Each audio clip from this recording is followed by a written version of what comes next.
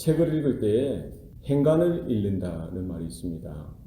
책을 읽을 때 우리 글자를 읽죠. 글자를 읽는데 사실은 우리 제대로 책을 읽기 위해서는 뭐를 읽어야 되는 거예요? 글자, 글과 글 사이, 글과 글 사이를 읽어야 되는 거예요. 저자가 이제 글을 쓰는데 사실은 글로 문장으로 표현하지만 그 문장과 문장 사이를 읽어내야 되는 거예요. 저자가 그 글을 통해서, 그 책을 통해서 사실 하고 싶은 말들은 그 행간에 숨어 있다는 겁니다. 우리가 눈에 보이는 그 문장, 그 글자를 읽지만 우리가 더 깊이 책을 읽기 위해서 뭐를 읽어야 되는 거예요? 그 문장과 문장 사이에 있는 저자가 말하고자 하는 그 의도를 발견할 수 있어야 되는 것이죠. 그래야 이제 그 책을 제대로 읽는 것입니다. 무슨 책이든지 그렇습니다. 물론 저자가 그 문장을 통해서 그 뚜렷하게 그 글을 통해서도 분명히 말하지만 사실 저자의 숨은 의도는 그 행간에 숨어져 있다는 것이죠. 우리가 작품, 이 영화나 드라마를 볼 때도 마찬가지입니다. 거기에 주연도 나오고요, 조연도 나오죠. 수많은 사람들이 그 드라마에, 영화에 출연합니다. 눈에 보이는 대사로 이렇게 들려지는 그런 이야기들이 있죠. 그러나 그 흐름 속에서, 그 작품 속에서 그 저자 혹은 연출자, 감독의 의도가 그 작품마다 숨어져 있다는 거예요. 그리고 영화 한 편을 보더라도 저자가 말하는 것, 그 감독이, 연출가가 말하려고 하는 메시지가 뭐냐, 그것을 읽어낼 수 있는 것. 읽어내야 제대로 이제 영화를 감상하는 것이죠. 우리 역사도 그렇습니다. 하나님의 역사이죠. 모든 역사와 사건들을 통해서 우리는 무엇을 읽어낼 수가 있어야 됩니까? 이 모든 역사에 저자가 계시다는 거예요. 우리 모든 역사에 연출자가 계시다는 겁니다. 누구이십니까? 하나님이 모든 역사의 주관자요, 연출자요, 감독 되신다는 사실을 우리는 기억하고, 이 사건들을 통해서 우리는 하나님의 손길을 발견하고 하나님의 뜻을 발견할 수 있는 그런 지혜가, 그런 믿음이 우리 모든 성도들 가운데 있어야 할 줄로 믿습니다. 특별히 하나님께서 성경 말씀을 통해서 하나님의 계시로 모든 되어진 역사들을 구약과 신약 성경에 담아두셨어요. 우리가 역사를 보는 것이죠. 우리 오늘 읽은 에스라서도 역사서죠. 역사 가운데 하나님께서 어떻게 개입하시고 간섭하시고 어떻게 하나님께서 역사하시고 때로는 하나님께서 진노하시고 징계하시면서 하나님의 택한 자녀들, 그 이스라엘을 어떻게 다루시는지, 그냥 마냥 방치하시고 방임하시는 하나님이 아니라 하나님께서 면밀하게 관계하시고 하나님께서 어떻게 그들의 삶과 그들의 이런 시간들 속에 개입하시고 간섭하셔서 이끌어가시는 하나님의 손길들을 우리는 역사서를 읽어가면서 알아갈 수 있는 거예요. 단순히 강대국과 강대국 사이에, 나라와 나라 사이에, 민족과 민족들 사이의 이야기거리가 아니라 그런 사건들 속에서, 그런 역사들의 흐름 속에서 하나님께서 어떻게 이스라엘뿐만 아니라 모든 민족 가운데, 모든 나라 가운데 역사들을 주관하시고 이끌어 가시는지, 그 하나님의 그 손길을, 그 섭리와 하나님의 경륜과 하나님의 역사와 하나님의 간섭하심을 읽어낼 수 있는 것이죠. 우리가 오늘날에도 마찬가지입니다. 오늘날에도 되어지는 모든 세상 역사, 우리 조국 대한민국뿐만 아니라 북한에서 일어나는 일들까지도, 미국 땅에서 벌어지는 여러 가지 사건들, 중동 땅에서 일어나는 여러 가지, 중남미에서 나타나고요, 아프리카에서 나타나는 여러 가지 사건들도 어디에 있다는 겁니까? 하나님의 장중에 붙들려 있다는 사실을 우리는 바라보고 그 사실 가운데 기도하고 하나님을 더 신뢰하고 하나님을 더 의지하는 은혜가 있기를 소원합니다. 오늘 본문에 보면은 이스라엘이 패망하죠. 바벨론에 패망합니다. 남유다까지 패망하고 나서 하나님은 70년의 그 포로기 시간들을 허락하시고요. 그 중에서 하나님이 이스라엘 가운데 회복을 허락하시고 구원을 허락하시고요. 다시 은혜 가운데 시작할 수 있는 그 날들을 허락하시는 것이죠. 오늘 본문에 보면 바사왕 고레스 원년에 여호와께서 예레미야의 입을 통하여 하신 말씀을 이루게 하신다라고 말씀하십니다. 세상의 모든 역사가 되어지는 것들 중에 보면은 무엇입니까? 그냥 아수르가 일어나고 바벨론이 일어나고 그냥 이어서 이제 페르시아 바사가 일어나고 그냥 역사가 그냥 세상의 권력이나 강대국 그런 흐름에 따라 일어나는 것이 아니라 그 배후에 손길이 있다는 거예요. 배후에 주관하시는 분이 계시다는 사실을 오늘 본문은 성경은 분명히 이야기하고 있습니다. 영원한 나라가 없다는 겁니다. 영원한 통치자도 이 땅에 있을 수가 없다는 거예요. 왕이 일어서고 왕이 내려앉는 것, 한 나라가 일어나고 한 나라가 저물어 가는 것이 모두가 하나님의 주관의 손길 가운데 있다라고 성경은 분명히 말씀하고 있는 것이죠. 바벨론이 이렇게 무너질 수밖에 없는 것, 또 이렇게 바사가 새로운 강대국으로 일어나게 되어진 것, 이런 모든 것들이 무엇이라는 거예요? 여호와 하나님께서 말씀하신 그 언약을 이루시기 위해서 하나님께서 모든 나라와 모든 민족과 모든 통치자들을 일으키시기도 하시고 또 다시 그들이 무너지도록 하신다는 사실을 우리는 기억해야 할 것입니다. 오늘 본문에서 분명히 말씀하시는 거예요. 예레미야의 입을 통하여 말씀하신 그 말씀을 이루시기 위해서 하나님께서 바로 그 순간, 그 시간, 그때 그 자리에서도 하나님께서 개입하시고 간섭하셔서 역사하신다는 사실, 그 사실에 대해서 분명히 말씀해주고 있는 것이죠. 하나님은 언약에 신실하신 하나님이신 줄로 믿습니다. 하나님께서 아브라함에게 말씀하셨던 그 약속, 모세에게 확인시켜 주셨던 그 약속, 다윗에게도 말씀하셨고요. 수많은 선지자들을 통하여 약속하셨던 그 말씀에 대해서 하나님은 바로 그 순간 바벨론 포로기 때 가운데 70년 동안 우리가 그 70년의 그 역사를 이미 지나왔고 알기 때문에 바라보는 그 입장에서 그 70년이라는 세월이 별것 아닌 것처럼 여겨지지만 사실 70년이라는 세월은요 두 세대가 흘러가는 거예요. 부모 세대가 가고 다음 세대, 손주 세대까지 이어지는 그 시간들이 식민지로 있었다라고 생각해 보세요. 얼마나 소망이 없고 절망 가운데 있었을 수밖에 없냐는 것이죠. 우리 대한민국도 식민지로 있었죠. 대한 독립, 그날을 기다리며 죽어가는 수많은 우리 선조들이 있었지 않겠어요? 우리의 노력으로, 우리의 힘으로 그 독립이 쟁취되었습니까? 물론 수많은 독립투사들이, 그런 어인들이 일어나서 투쟁하고 봉기하고 때로는 비폭력 시위로 피를 흘려갔지만 누구의 힘으로 독립이 왔어요? 자주 독립이 되어진 겁니까? 그렇지 않죠. 우리가 물론 노력했지만 갑작스럽게 그 독립의 날이 온 거잖아요. 그죠? 일본이 패망하게 됨으로 인해서 그냥 이렇게 독립이 오게 된 거예요. 우리가 잘나서 우리의 능력으로, 실력으로 독립이 이루어진 게 아니라 사실은 그 사건 속에서도 누가 개입하신 겁니까?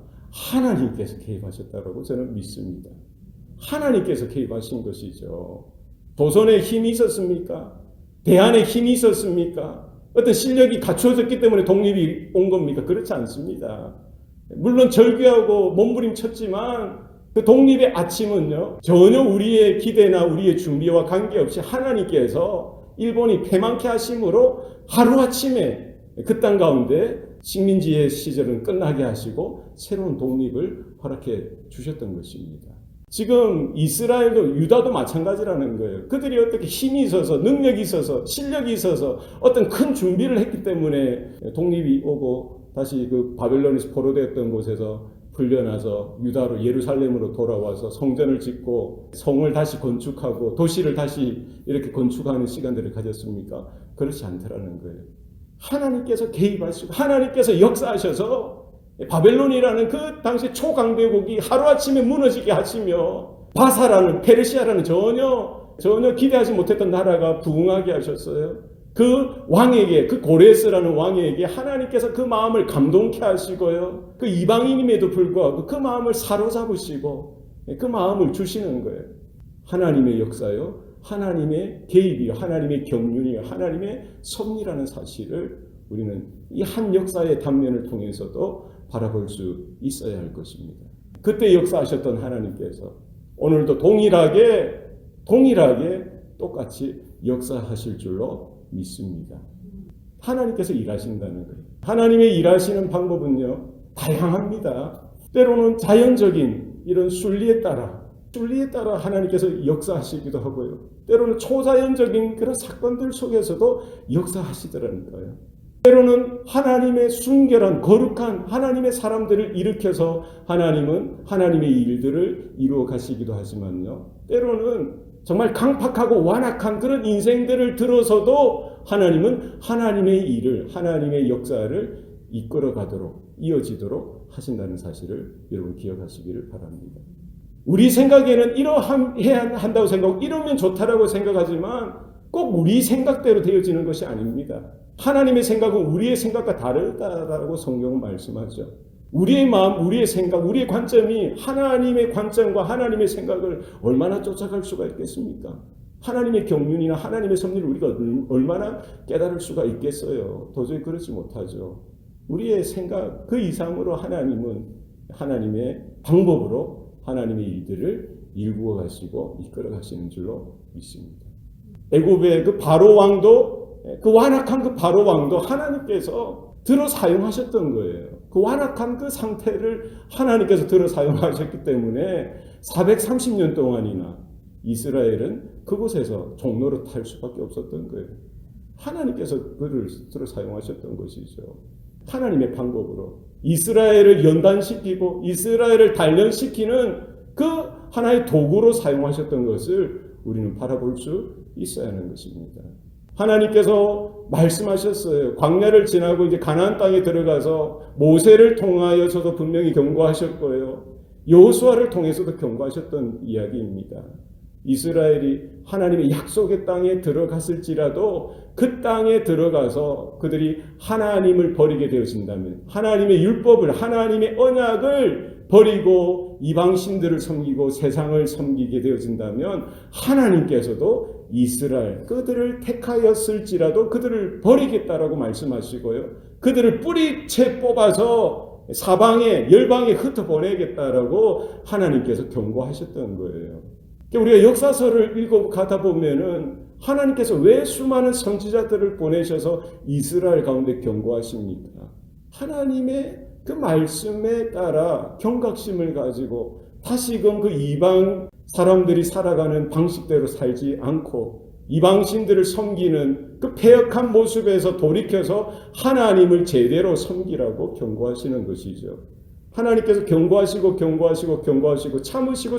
참으시다가 결국 이스라엘을 바벨론에 넘겨주시고요, 유대까지 다 망하도록 하시고, 그럼에도 불구하고 하나님은 하나님의 또 다른 약속, 하나님의 회복과 구원, 하나님의 죄사함의 은총을 허락해 주시는 거예요.